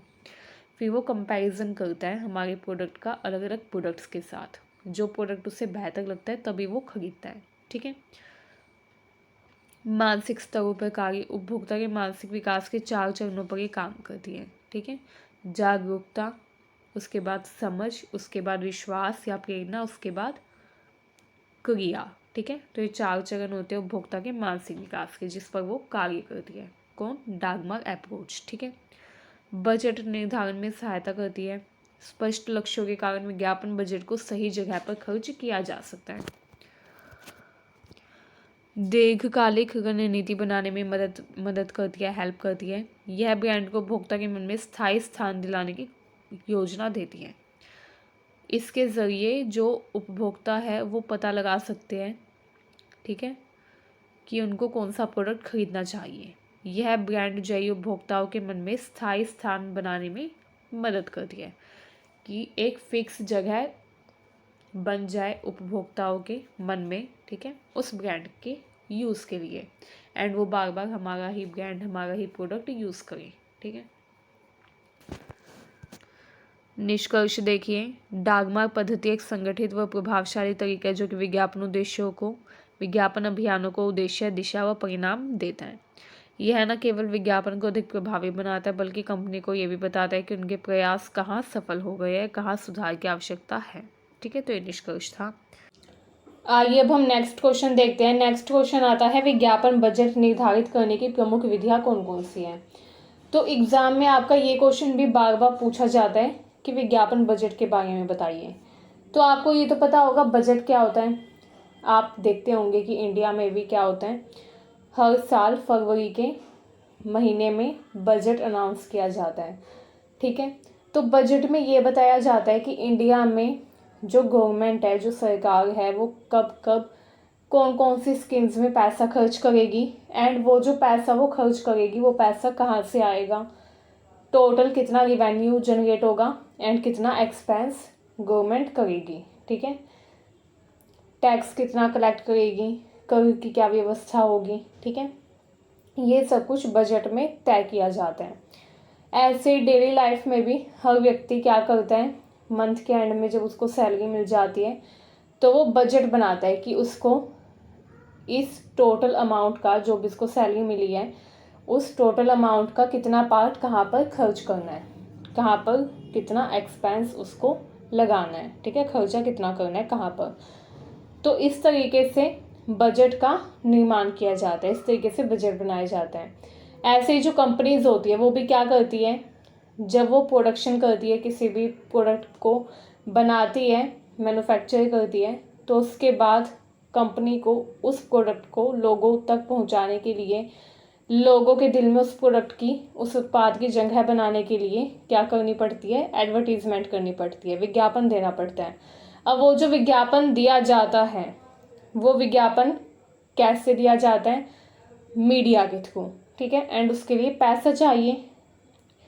तो कंपनीज जो है वो क्या करती है, डिसाइड करती है कि वो अपने टोटल पैसे में से जितना भी उसके पास एक्सपेंस एंड जितना भी उसके पास टोटल इनकम है, उस टोटल इनकम का वो कितना % खर्च करेगी विज्ञापन के ऊपर। तो कंपनीज ये पहले से तय कर देती हैं। ठीक है। इसी को विज्ञापन बजट कहा जाता है। किसी कंपनी के द्वारा विज्ञापन व प्रचार गतिविधियों पर खर्च करने के लिए तय की गई राशि, कंपनीज पहले ही डिसाइड कर लेती है कि वो कितनी राशि खर्च करेगी, कितनी राशि जो है वो एक्सपेंस में लगाएगी। ठीक है। ताकि उसके जो प्रोडक्ट है उसकी सेल्स इंक्रीज हो, बिक्री बढ़े। ठीक है। तो ये ही विज्ञापन बजट कहलाता है। बजट इस बात पर निर्भर करता है कि कंपनी अपने उत्पाद, ब्रांड या सेवा को प्रचारित करने के लिए कितनी राशि खर्च कर सकती है, एंड उतना पैसा खर्च करने के बाद विज्ञापन में उतना पैसा जब वो लगा देगी तो उसको कितना लाभ प्राप्त होगा। विज्ञापन बजट निर्धारित करने की कई विधियाँ होती हैं, ठीक है। पहली आती है प्रतिशत विधि। इस विधि में विज्ञापन बजट को पिछले वर्षों की बिक्री या अनुमानित बिक्री का एक निश्चित प्रतिशत माना जाता है। उदाहरण के लिए कुल बिक्री का 5% विज्ञापन पर खर्च किया जाएगा, ठीक है। एग्जाम्पल था ये। देखिए फॉर एग्जाम्पल क्या करती है, मान लीजिए कोई कंपनी है, ठीक है, वो घड़ी का निर्माण कर रही है, ठीक है। अब वो कंपनी, उसने घड़ी बना ली, निर्माण होने के बाद अब उसको लोगों को बताना होगा कि उसकी ये ब्रांड है एंड उसने ये घड़ी बनाई है, उस घड़ी के ये फीचर्स हैं। क्योंकि जब लोगों को पता चलेगा तभी तो सेल्स इंक्रीज होगी, तभी तो बिक्री बढ़ेगी, तो वो लोगों को बताएगी, ठीक है। लोगों को बताने के लिए वो क्या करेगी, विज्ञापन करना शुरू करेगी, विज्ञापन पर पैसा खर्च करेगी, ठीक है। विज्ञापन पर जो पैसा खर्च करेगी उससे क्या होगा, उससे उसको लाभ होगा, क्योंकि उससे उसकी जो बिक्री है वो बढ़ेगी, ठीक है। विज्ञापन पर जितना पैसा वो खर्च करेगी कंपनी, उतना ही उसको लाभ होगा, क्योंकि उतनी ही उसकी बिक्री बढ़ेगी, ठीक है। अब कंपनीज जो है वो कई बार क्या करती है, अनुमान लगाती है कि अगर वो टोटल इनकम का 5% खर्च कर दें या 10% खर्च कर दें विज्ञापन पर, तो उनको कितना लाभ प्राप्त होगा, कितनी उनकी बिक्री होगी। तो प्रतिशत वृद्धि में यही किया जाता है। या तो कंपनी पिछले वर्षों की बिक्री से अनुमान लगाती है कि पिछले वर्षों में उसने इतना प्रतिशत खर्च किया था विज्ञापन पे, तो इस साल भी उसको इतना प्रतिशत ही करना चाहिए। या तो कंपनी ये डिसाइड करती है इस विधि में, ठीक है। मान लीजिए आपने पिछले साल अपनी टोटल इनकम का 10% विज्ञापन पर खर्च किया था, तो आप इस साल भी टोटल इनकम का 10% ही विज्ञापन पर खर्च करेंगे, ठीक है। या फिर आप अनुमान लगाएंगे कि आपको इतना प्रॉफिट इस साल होगा विज्ञापन करने के बाद, उस हिसाब से आप 1% डिसाइड करेंगे टोटल भाग का, ठीक है, एंड उसी को विज्ञापन के लिए खर्च करेंगे। तो ये होती है प्रतिशत विधि। या तो इसमें पिछले वर्षों की बिक्री या अनुमानित बिक्री का एक निश्चित प्रतिशत इसमें माना जाता है, निर्धारित किया जाता है, ठीक है। लाभ देखिए इसका क्या है, ये सरल है, व्यावहारिक है, ठीक है। हानि इसकी यह है कि बिक्री घटने पर विज्ञापन खर्च भी घट जाता है, जो कि विपरीत परिणाम ला सकता है। एक होती है प्रतिस्पर्धात्मक समता विधि।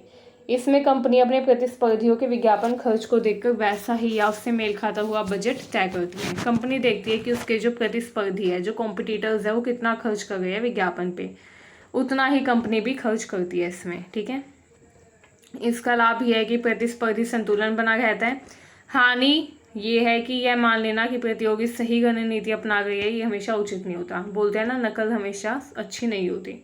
तो मान लीजिए आपका कॉम्पिटिटर है, वो खर्च कर रहा है 10,000 रुपये, ठीक है, विज्ञापन के लिए, एंड आप भी 10,000 रुपये खर्च कर रहे हैं, लेकिन आप ये नहीं देख रहे कि आपका जो कॉम्पिटिटर है उसका रिवेन्यू कितना ज़्यादा जनरेट हो गया है एंड आपका रिवेन्यू कितना कम जनरेट हो गया है। तो आपको उतना ही खर्च करना चाहिए जितना आप कमा सकें, ठीक है। तो वही बात है, हमेशा ये ज़रूरी नहीं है कि जो प्रतियोगी है वो सही रणनीति अपना रही हो, ठीक है।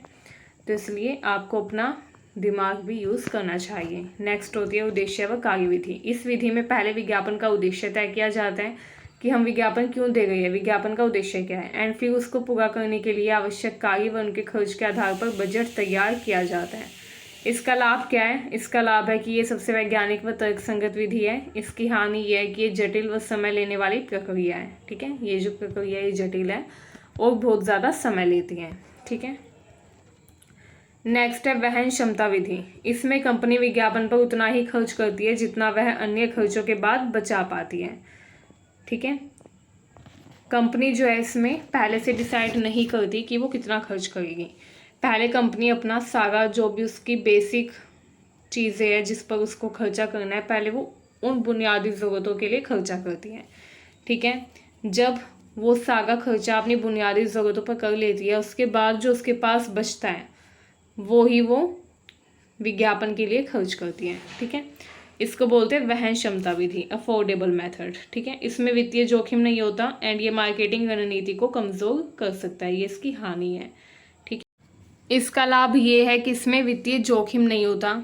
ठीक है, वित्तीय जोखिम इसमें कम होता है क्योंकि इसमें कंपनी उतना ही खर्च करती है जितना उसके पास लास्ट में एट द एंड बचता है। ठीक है, लेकिन इसकी हानि यह है कि यह मार्केटिंग रणनीति को कमज़ोर कर सकती है, मार्केटिंग की स्ट्रेटजीज इसमें वीक पड़ सकती है। ठीक है, मान लीजिए आप जो है, आपकी कंपनी है, आपने प्रोडक्ट बनाया, आपने जितना भी खर्चा था आपका बुनियादी ज़रूरतों को पूरा करने के लिए वो आपने सारा खर्चा कर दिया। अब वो सारा खर्चा करने के बाद आपके पास बिल्कुल कम पैसे बचे हैं। ठीक है, तो इतने पैसे अगर आपके पास नहीं है कि आप विज्ञापन कर पाए तो आप फिर विज्ञापन नहीं करेंगे। ठीक है, क्योंकि इस विधि में उतने ही पैसे खर्च किए जाते विज्ञापन के ऊपर जितने एट द एंड बचते हैं। ठीक है, सभी खर्चा करने के बाद जितना पैसा बचता है, सभी खर्चा करने के बाद जितना जो अमाउंट है वो बचता है उतना ही वो विज्ञापन के लिए खर्च करते हैं इसमें। ठीक है, तो इसमें क्या होता है, हो सकता है कि कुछ बचे ही ना। नेक्स्ट क्वेश्चन आता है विज्ञापन अपील के बारे में। एडवर्टाइजिंग अपील क्या होती है, विज्ञापन अपील क्या है, इसके प्रमुख प्रकार क्या है।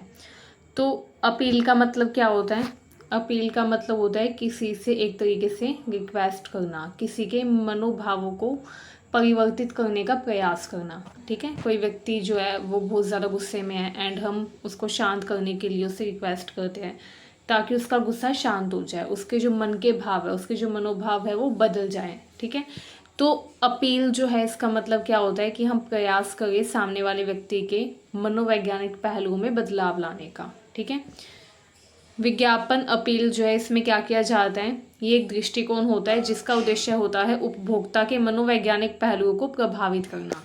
उपभोक्ता जो है उसके जो मनोवैज्ञानिक पहलू है, मतलब जो उसके मन से जुड़े हुए भाव हैं उनको प्रभावित करना। ठीक है, तथा उन्हें किसी उत्पाद या सेवा को खरीदने के लिए प्रेरित करना कि वो हमारा प्रोडक्ट खरीदें, हमारी जो सेवा है वो उसको लें, प्राप्त करें। ठीक है, यह किसी संदेश को प्रस्तुत करने का तरीका होता है जो कि उपभोक्ताओं को ध्यान आकर्षित करता है। ठीक है, ये क्या करता है, उपभोक्ताओं का ध्यान आकर्षित करने में मदद करता है ताकि उनका दिलो दिमाग जो है वो हमारे उत्पाद को खरीदने के लिए राज़ी हो। ठीक है, जैसे आपने देखा होगा टीवी में अलग अलग एड्स दिखाई जाती है, एडवर्टीजमेंट दिखाई जाती है, उसमें इन्हीं भावों का उपयोग किया जाता है। ठीक है, ममता, प्रेम, दया, करुणा, ठीक है, गुस्सा, डर, इन सब भावों को दिखाया जाता है एडवर्टीजमेंट में, विज्ञापनों में, क्योंकि ये जो भाव है ये मनुष्य से जुड़े हुए हैं। ठीक है, विज्ञापन अपील के द्वारा ब्रांड या कंपनी अपने उत्पाद के लाभों को उपभोक्ताओं के साथ इस तरीके से साझा करती है जिससे वे उस उत्पाद को खरीदने के लिए प्रेरित होते हैं।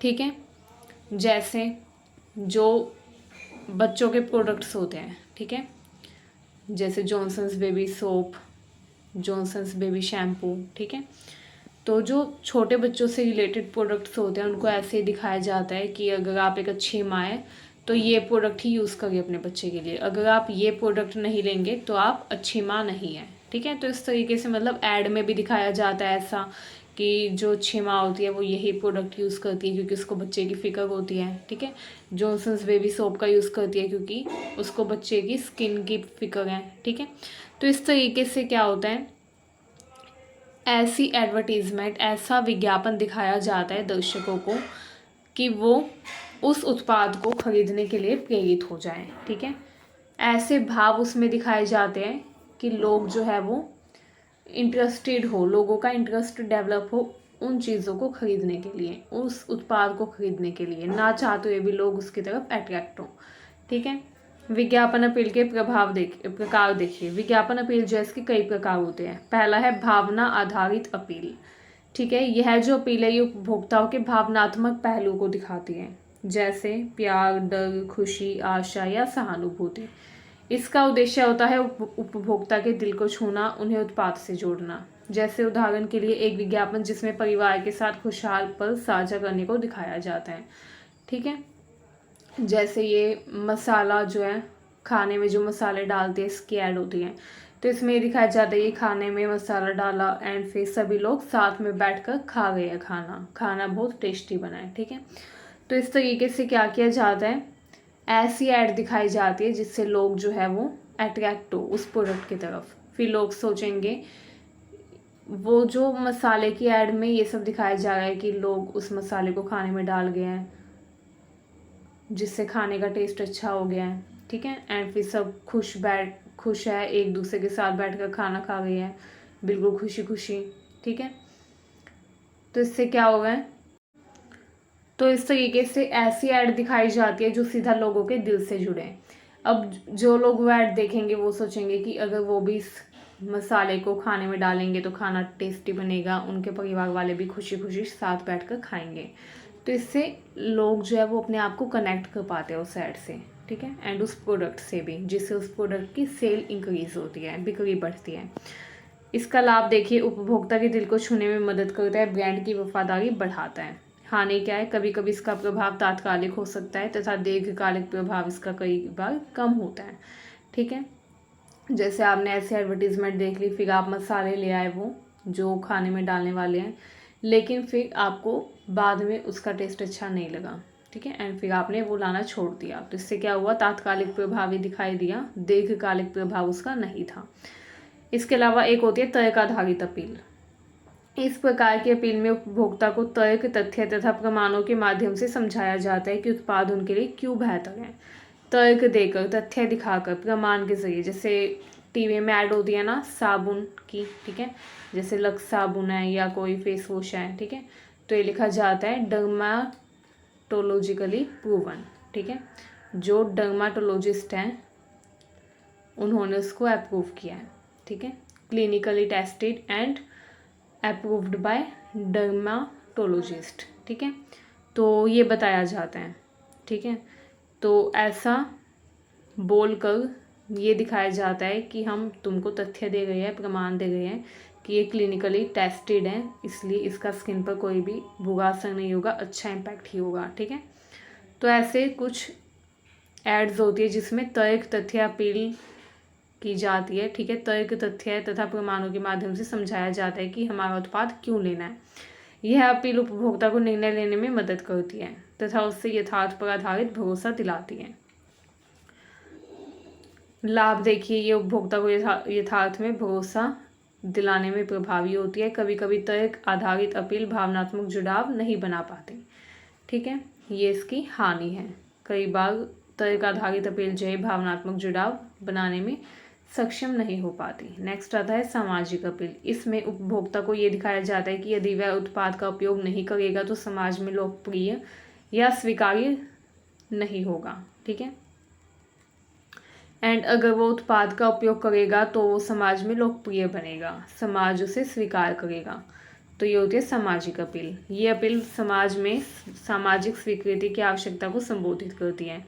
उदाहरण के लिए एक विज्ञापन जो ये दिखाता है कि प्रतिष्ठित व्यक्ति या सेलिब्रिटी उस उत्पाद का उपयोग कर रहे हैं, ठीक है। जैसे जो एड्स होती है जिसमें अलग अलग सेलिब्रिटीज़ किसी प्रोडक्ट को यूज़ करते हुए दिखाए जाते हैं, तो वो सामाजिक अपील होती है, जिसमें ये लोगों के मन में डालने की कोशिश की जाती है कि अगर आप इस प्रोडक्ट का इस्तेमाल करोगे तो ही आप समाज में लोकप्रिय हो पाओगे, ठीक है, क्योंकि ये जो सेलिब्रिटीज़ हैं इन्होंने भी इस प्रोडक्ट का यूज़ किया है जिससे ये लोकप्रिय हुए हैं।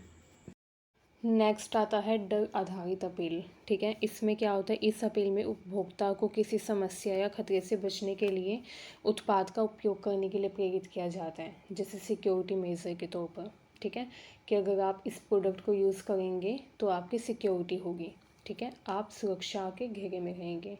जैसे सीसीटीवी कैमरास, ठीक है, सबसे इम्पोर्टेंट। देखिए, जब सीसीटीवी कैमरा सबसे पहले बनाए गए थे, जिस भी कंपनी ने बनाया था उसने क्या किया, लोगों को फियर अपील करके ही मोटिवेट किया कि वो सीसीटीवी कैमरा परचेज़ करें, ठीक है, ख़रीदें। तो ये जो अपील होती है इसमें उपभोक्ता को डराया जाता है कि अगर आप इसका यूज़ नहीं करेंगे तो आपके साथ ये अनहोनी हो सकती है, ठीक है। तो डर तथा असुरक्षा को लक्षित करके, ठीक है, मतलब जो ग्राहक है, जो लक्षित ग्राहक है, पोटेंशियल कस्टमर है, उनके मन में डर तथा असुरक्षा की भावना विकसित करके उनको मोटिवेट किया जाता है, प्रेरित किया जाता है कि वो हमारा प्रोडक्ट खरीदें इस अपील में, ठीक है। उदाहरण के लिए अगर आपने इस सुरक्षा सॉफ्टवेयर का उपयोग नहीं किया तो आपका डेटा चोरी हो जाएगा। प्राइवेसी कंसर्न के हिसाब से ये ज़रूरी है, ठीक है। तो लोग फिर डर के कारण उस चीज़ को खरीदते हैं, ठीक है। इसका लाभ ये है कि प्रभावी तरीके से उपभोक्ता को त्वरित निर्णय लेने के लिए प्रेरित किया जा सकता है। एंड इसकी हानि ये है कि डर की अपील अगर बहुत ज़्यादा हो जाए तो नेगेटिव इम्पैक्ट पड़ सकता है उपभोक्ता के मन पे, ठीक है। मतलब वो डिप्रेशन में भी जा सकता है, ठीक है। एंड इसका लाभ ये है कि वो तुरंत निर्णय लेता है, तुरंत वो खरीदने जाता है उस प्रोडक्ट को, ठीक है, क्योंकि हर कोई चाहता है अपनी सुरक्षा। नेक्स्ट होती है हास्य आधारित अपील। इस प्रकार की अपील में विज्ञापन में हास्य का उपयोग किया जाता है, हंसी मजाक का, ताकि उपभोक्ता का ध्यान आकर्षित किया जा सके तथा उनको खुश किया जा सके, ठीक है। ये जो अपील है ये उपभोक्ताओं के मन को हल्का करती है तथा ब्रांड को याद रखने में मदद करती है। उदाहरण, एक ऐसा विज्ञापन जो किसी असामान्य स्थिति में हास्य पैदा करता है तथा ब्रांड को यादगार बनाता है, ठीक है। अब इसका फ़ायदा ये है कि जो हास्य अपील पर आधारित विज्ञापन होता है, ठीक है, वो लंबे समय तक याद रहता है उपभोक्ता को, ठीक है। लंबे समय तक वो हमारे माइंड में रहता है, क्योंकि जो हंसी वाली चीज़ होती है वो हम आसानी से नहीं भूलते। जो हास्यात्मक घटना अगर कोई हमारे जीवन में घटी हो उसको भी हम इतनी आसानी से नहीं भूलते, ठीक है। तो ये लंबे समय तक याद रहता है। एंड इसका नुकसान ये है कि कभी कभी अगर हास्य अपील सही ना हो तो विज्ञापन का उद्देश्य खो सकती है। नेक्स्ट आता है सकारात्मक अपील। इस प्रकार की अपील में उपभोक्ता को ये दिखाया जाता है कि इस उत्पाद का उपयोग करने से उनको लाभ मिलेगा, खुशी मिलेगी, संतोष मिलेगा। उदाहरण के लिए यह टूथपेस्ट आपके दांतों को सफ़ेद व मजबूत बनाएगा। टूथपेस्ट की ऐड होती है तो उसमें ये बोला जाता है इस टूथपेस्ट को आप यूज़ करिए, इससे आपके दांत सफ़ेद और मजबूत बनेंगे, ठीक है। तो इसमें उपभोक्ता को सकारात्मक व प्रेरक रूप से क्या किया जा रहा है, मोटिवेट किया जा रहा है कि वो उसका यूज़ करें, ठीक है। नेक्स्ट आता है गौरव व प्रतिष्ठा की अपील। ये अपील उपभोक्ता को महसूस कराती है कि उत्पाद का उपयोग करना एक प्रतिष्ठित या महत्वपूर्ण स्थिति का प्रतीक है, ठीक है। अगर वो इस प्रोडक्ट को यूज़ करेगा तो इससे उसका गौरव बढ़ेगा, उसकी प्रतिष्ठा बढ़ेगी, ठीक है। जैसे किसी लग्जरी कार का विज्ञापन जो कि सामाजिक स्थिति को व्यक्त करता है, ठीक है। इसका लाभ यह है कि उपभोक्ता को अपनी सामाजिक स्थिति को बढ़ाने की भावना दे सकती है। हर कोई सोचेगा कि मैं अगर इस प्रोडक्ट को ख़रीदूँगा तो इससे क्या होगा, मेरी सामाजिक स्थिति अच्छी होगी, तो हर कोई ख़रीदना चाहेगा, तो ये पॉजिटिव है। हानि देखिए, हानि इसकी ये है, नेगेटिव पॉइंट ये है कि यह सिर्फ उच्च वर्ग के उपभोक्ताओं को ही लक्षित करती है, क्योंकि जो मिडिल क्लास है वो तो लग्जरी कार नहीं खरीद सकता, या वो तो ब्रांडेड घड़ी, लग्जरी घड़ी नहीं खरीद सकता, ठीक है। तो ये सिर्फ उच्च वर्ग यानी कि हाई क्लास लोगों के लिए ही है। निष्कर्ष देखिए, विज्ञापन अपील का उद्देश्य उपभोक्ताओं के विचारों व भावनाओं को प्रभावित करना है ताकि उन्हें उत्पाद खरीदने के लिए प्रेरित किया जा सके। उपभोक्ता के मनोविज्ञान को समझते हुए विज्ञापन अपील तैयार करना आवश्यक होता है, ठीक है। विज्ञापन अपील जो है ये उपभोक्ता के मनोविज्ञान को समझते हुए उनको उत्पाद खरीदने के लिए प्रेरित करता है, ठीक है। नेक्स्ट क्वेश्चन आता है, एक प्रभावी प्रिंट विज्ञापन कॉपी के तत्वों की व्याख्या कीजिए। तो जो प्रिंट विज्ञापन कॉपी होती है वो क्या होती है, विज्ञापन में हम क्या दिखाएंगे क्या नहीं, क्या बातें बताई जाएगी विज्ञापन में, वो पहले लिखा जाता है, ठीक है। या फिर कई बार हमको विज्ञापन जो है वो ऑडियो या विजुअल फॉर्म में, वीडियो की फॉर्म में ना होकर प्रिंट फॉर्म में दिखाई देता है, ठीक है। प्रिंट भी हालांकि विजुअल ही होता है, तो कई बार हमको क्या होता है जो विज्ञापन है वो प्रिंटेड फॉर्म में दिखाया जाता है, जैसे न्यूज़पेपर में, पैम्फलेट में, ठीक है, मैगज़ीन में। तो ये जो विज्ञापन होता है प्रिंटेड फॉर्म में होता है, ये भी लोगों को आकर्षित करता है, प्रेरित करता है कोई उत्पाद खरीदने के लिए, ठीक है। प्रिंट विज्ञापन का उपयोग आमतौर पर समाचार पत्र, पत्रिका, पोस्टर इन सब में होता है।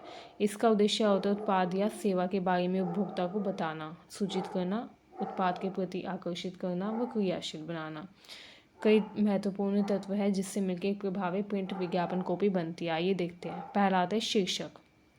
ये विज्ञापन का सबसे महत्वपूर्ण और सबसे ऊपर वाला हिस्सा होता है, ठीक है। सबसे पहले पढ़ा जाने वाला हिस्सा हेडिंग होती है ये, ठीक है। इसका उद्देश्य होता है पाठक का ध्यान आकर्षित करना, उनको विज्ञापन पढ़ने के लिए प्रेरित करना, ठीक है। अब ये सूचनात्मक भी हो सकता है, प्रश्नात्मक भी हो सकता है, भावनात्मक, आदेशात्मक भी हो सकता है, ठीक है। प्रश्नात्मक कैसे, जैसे आपको हेडलाइन में ये दिख सकता है कि क्या आप अपनी त्वचा को जवान बनाए रखना चाहते हैं, ठीक है। तो ये एक हेडलाइन हो सकती है, ठीक है। इस हेडलाइन को पढ़ के आपको तुरंत ही क्यूरियोसिटी होगी कि कैसे कैसे हम अपनी त्वचा को हमेशा यंग बनाए रख सकते हैं, कैसे। तो हर कोई फिर पूरा आर्टिकल या पूरा विज्ञापन पढ़ेगा या देखेगा, ठीक है। तो इस तरीके से ये हो गया प्रश्नात्मक हेडलाइन, ठीक है, प्रश्नात्मक शीर्षक, ठीक है। ऐसे ही सूचनात्मक शीर्षक भी होते हैं, भावनात्मक शीर्षक भी होते हैं, ठीक है। विशेषताएं देखिए, हेडलाइन छोटी होनी चाहिए, स्पष्ट होनी चाहिए, आकर्षक होनी चाहिए, लाभ पर केंद्रित होनी चाहिए, ब्रांड की विशेषता को उजागर करने वाली होनी चाहिए, ठीक है। उपशीर्षक देखिए, यह शीर्षक के नीचे होता है, शीर्षक को विस्तार देता है। उपशीर्षक जो है ये शीर्षक के नीचे लिखा होता है, ठीक है, एंड शीर्षक को ही विस्तार देने का काम करता है। यह उत्पाद के लाभ या विशेषता को स्पष्ट रूप से समझाता है। उदाहरण के लिए 100% प्राकृतिक अवयवों से बना हुआ, कोई साइड इफ़ेक्ट नहीं। तो ये उपशीर्षक हो गया। भूमिका देखिए, इसकी भूमिका यह है कि पाठक को मुख्य कॉपी की ओर खींचता है। जब पाठक शीर्षक पढ़ेगा फिर उपशीर्षक पढ़ेगा, तो जब उसको उपशीर्षक पढ़ के और भी अच्छा लगेगा तभी तो वो पूरा आर्टिकल पढ़ेगा, ठीक है। तो उपशीर्षक भी आकर्षक होना चाहिए। नेक्स्ट आता है मुख्य कॉपी, जिसमें विज्ञापन का विस्तृत हिस्सा होता है। इसमें उस उत्पाद के लाभ, उसके उपयोग, विशेषताएं, कीमत, उपलब्धता, इन सब की जानकारी दी जाती है तथा उपभोक्ता को विश्वास दिलाया जाता है कि निर्णय लेने में उसको मदद मिले, ठीक है। उपभोक्ता को विश्वास दिलाया जाता है कि अगर वो हमारा प्रोडक्ट, हमारा उत्पाद खरीदेगा तो उसको फ़ायदा ही होगा, ठीक है। कई प्रकार की होती है ये जो मुख्य कॉपी होती है, जैसे सीधी व तथ्यपरक, कुछ होती है कहानी के रूप में, कुछ होती है जिसमें उपभोक्ता या किसी सेलिब्रिटी का अनुभव लिखा होता है, कुछ होती है हास्यपूर्ण, ठीक है। अब गुण क्या है, जो कॉपी है मुख्य कॉपी वो संक्षिप्त होनी चाहिए, सरल भाषा में होनी चाहिए ताकि हर कोई समझ सके, तथ्यपूर्ण होनी चाहिए, तथ्यों का उपयोग होना चाहिए उसमें, आकर्षक होनी चाहिए, ठीक है। नेक्स्ट आता है ब्रांड नेम एंड लोगो, ठीक है। हर कंपनी का एक नाम होता है, प्रतीक चिन्ह होता है, जो कि उस कंपनी के प्रति विश्वास बढ़ाने का काम करता है उपभोक्ताओं का, ठीक है। हर उपभोक्ता वही कंपनी या उसी कंपनी का सामान खरीदना चाहेगा जो कि ब्रांडेड होगी, ठीक है। तो इसीलिए ये जो कंपनी होती है ये ब्रांडेड होना ज़रूरी है, ठीक है, क्योंकि हर व्यक्ति, हर उपभोक्ता उसी कंपनी का सामान खरीदता है जिसका कोई ब्रांड हो, ठीक है, जिसका कोई नेम हो, जिसका कोई लोगो, क्योंकि वो उनको लगता है कि ज़्यादा बेहतर है, ठीक है। तो इसीलिए विज्ञापन में कंपनी का नाम और उसका प्रतीक चिन्ह अवश्य होना चाहिए, इससे उपभोक्ता के मन में ब्रांड की पहचान बनेगी एंड ब्रांड को वो लंबे टाइम तक याद रख पाता है, रिकॉल कर पाता है, ठीक है। नेक्स्ट आता है स्लोगन व टैगलाइन। यह एक छोटा यादगार वाक्य होता है जो कि ब्रांड की विशेषता को दर्शाता है, ठीक है। जैसे नाइक की एक छोटा सा स्लोगन है, जस्ट डू इट, ठीक है। ऐसे ही कोका कोला की ऐड पहले दी जाती थी तो उसमें बोलते थे ठंडा बोले तो कोका कोला, है ना। एंड एक चॉकलेट आती है स्नैकर की चॉकलेट, उसमें लिखा होता है बिन खाए रहा ना जाए, है ना। एंड कुरकुरे होते हैं उसमें होता है टेढ़ा है पर मेरा है, ठीक है। तो इस तरीके से क्या होता है, स्लोगन या टैगलाइन होती है, ये छोटे छोटे वाक्य होते हैं जो कि ब्रांड को विशेष बनाते हैं, ब्रांड को विशेष छवि प्रदान करते हैं, ठीक है, ब्रांड के विचार, उद्देश्य व भाव को दर्शाते हैं। तो ये जो स्लोगन या टैगलाइन है ये भी होनी चाहिए विज्ञापन में, ठीक है, प्रिंट विज्ञापन कॉपी में। नेक्स्ट आता है दृश्य या चित्र। चित्र, फोटोग्राफिक्स आदि विज्ञापन को जीवंत व आकर्षक बनाते हैं, अट्रैक्टिव बनाते हैं, आकर्षक बनाते हैं तथा ये उत्पाद की उपयोगिता, डिज़ाइन, रंग या भावना को भी दर्शा सकते हैं। इसकी विशेषताएं क्या है, इसकी विशेषताएं है कि ये प्रासंगिक तथा उच्च गुणवत्ता वाले होते हैं, भावनात्मक या व्यावहारिक होते हैं, ठीक है। नेक्स्ट आता है कॉल टू एक्शन। यह वह वाक्यांश होता है जो कि उपभोक्ता को कोई कार्य करने के लिए प्रेरित करता है, जैसे अभी खरीदें, आज ही कॉल करें, वेबसाइट पर जाएं, ठीक है। इसका उद्देश्य होता है उपभोक्ता को अंतिम क्रिया के लिए प्रेरित करना कि वो फाइनली एडवर्टीजमेंट देखने के बाद फाइनली उस प्रोडक्ट को खरीद लें, ठीक है। नेक्स्ट आता है मूल्य व प्रस्ताव। यदि विज्ञापन में कोई छूट, ऑफर, सीमित अवधि की डील या कीमत बताई गई हो तो उपभोक्ता जल्द निर्णय लेता है। तो इसलिए विज्ञापन में मूल्य तथा प्रस्ताव भी रखा जाना चाहिए। डिस्काउंट भी दिखाया जाना चाहिए कि 10% डिस्काउंट मिलेगा आपको भी खरीदने पर, ठीक है। जैसे 50% छूट केवल आज के लिए, इस तरीके की लाइन होनी चाहिए विज्ञापन में, ठीक है। इससे उपभोक्ता तुरंत जाएगा वो खरीदने के लिए।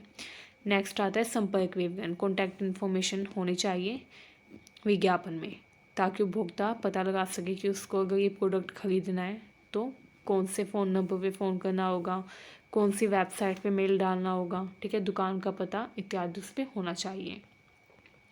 नेक्स्ट है सीमित समय की चेतावनी। विज्ञापन में ये जोर होना चाहिए कि ये ऑफर सीमित समय के लिए है। ऐसी पंक्तियों का उपयोग करने से उपभोक्ता जो है वो जल्दी निर्णय लेने की कोशिश करेगा। निष्कर्ष देखिए, एक प्रभावी प्रिंट विज्ञापन कॉपी को इस प्रकार तैयार किया जाता है कि वह आकर्षक, जानकारीपूर्ण, विश्वसनीय तथा प्रेरक हो।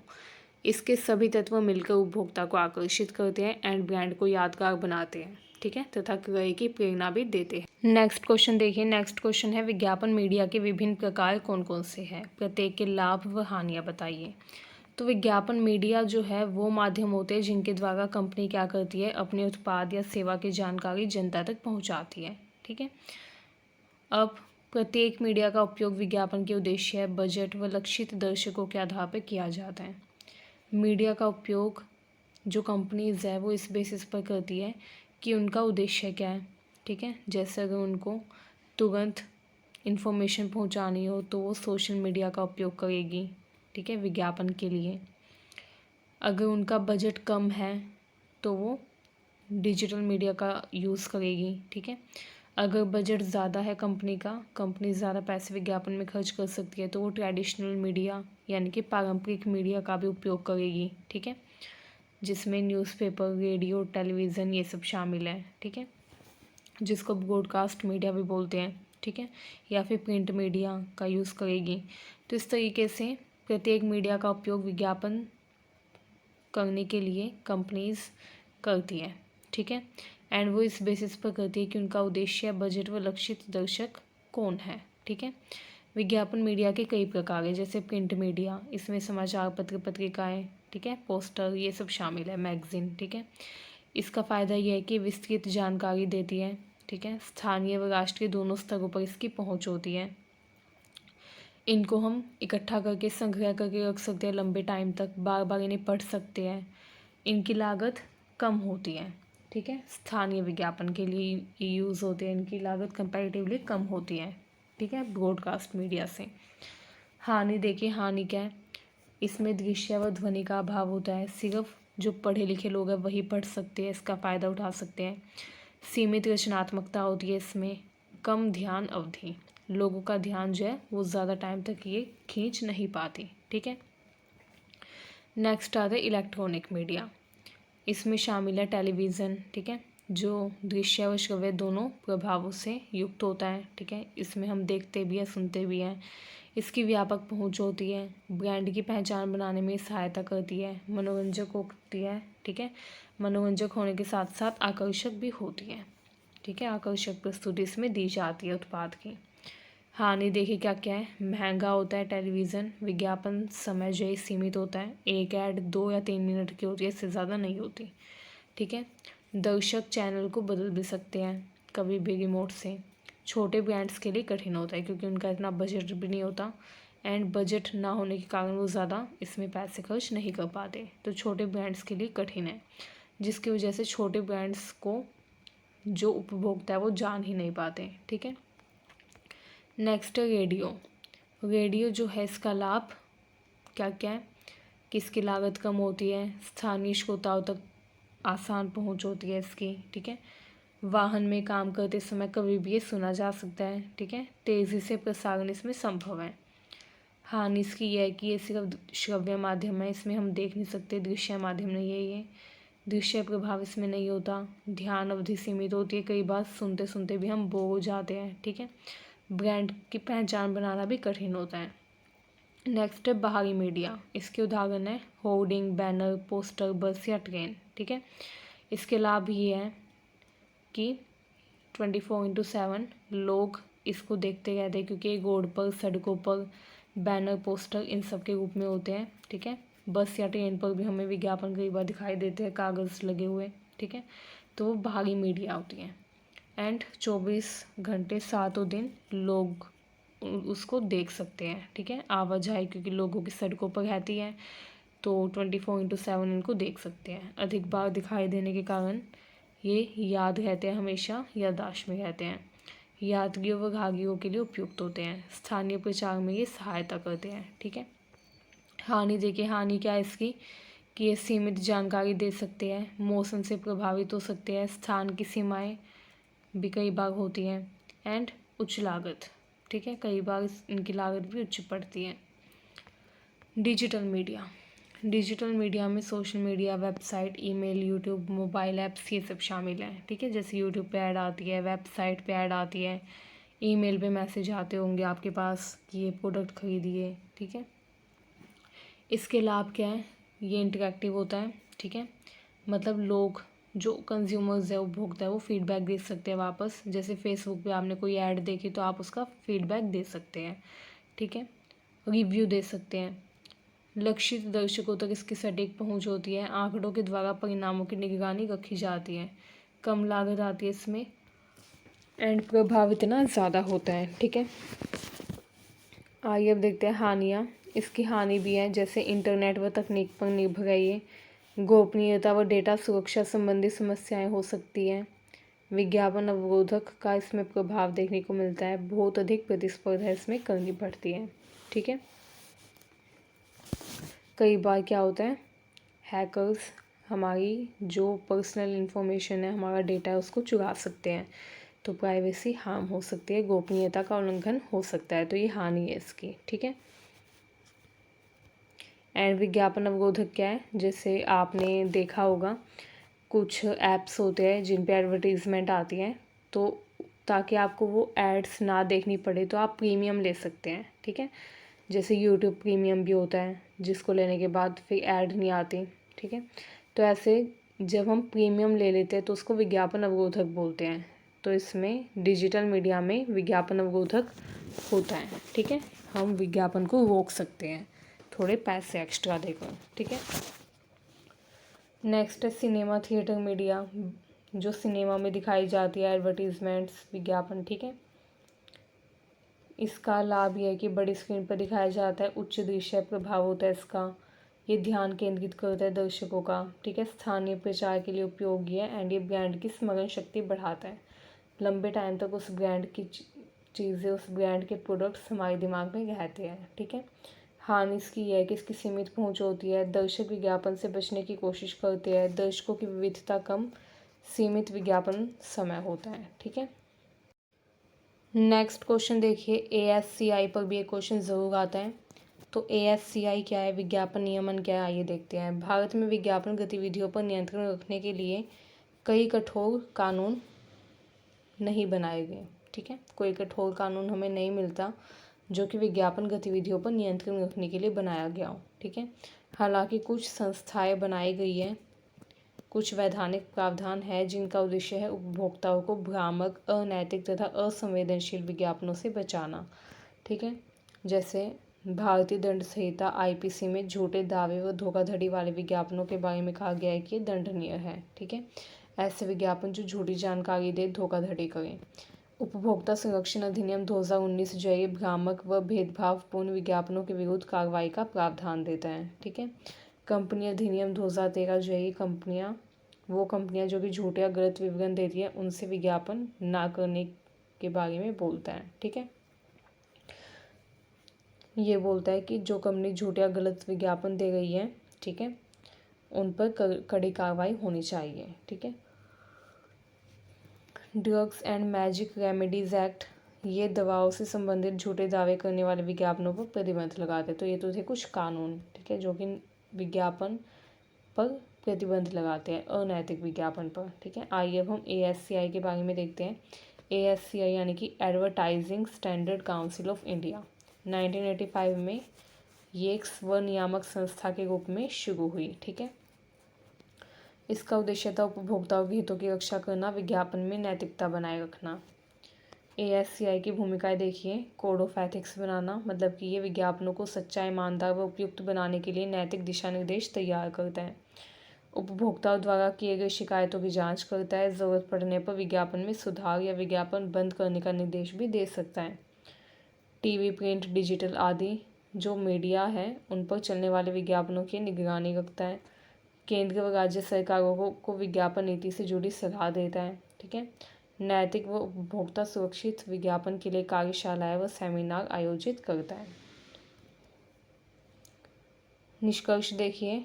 भारत में विज्ञापन नियमन की व्यवस्था उपभोक्ता संरक्षण व नैतिकता सुनिश्चित करने पर केंद्रित है, जिसमें ASCI जो है इसकी भूमिका सबसे महत्वपूर्ण है। ठीक है, तो अभी हमने ASCI के बारे में पढ़ा। यहीं पर हमारा टॉपिक कंप्लीट होता है। आई होप ये वीडियो आपको यूज़फुल लगी। ये क्वेश्चंस अगर आप एग्ज़ाम में करके जाते हैं तो एग्ज़ाम में आपकी काफ़ी हेल्प होगी एंड एग्ज़ाम में आपके काफ़ी अच्छे मार्क्स आएंगे। तो आई होप वीडियो आपको अच्छी लगी। वीडियो अच्छी लगी तो चैनल को सब्सक्राइब करिए, वीडियो को शेयर करिए। Thank you.